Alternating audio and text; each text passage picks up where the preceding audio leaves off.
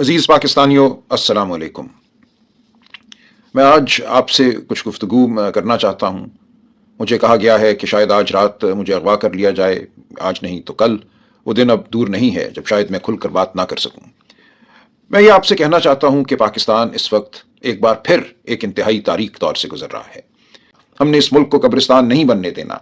ये एक नखलिस्तान है, ये एक खूबसूरत गुलिस्तान है, और हमने इसको गुलिस्तान के तौर पे आगे बढ़ाना है। इस मुल्क से हमने नफरत खत्म करनी है, हमने इंतशार खत्म करना है। हम चाहते हैं कि हम सब पाकिस्तानी रंग, नस्ल, मजहब, सिन्फ की तफरीक से बालातर होकर अच्छी जिंदगियां गुजारें, सच्ची जिंदगियां गुजारें, मेहनत कर सकें, अपने मुस्तकबिल को संवार सकें।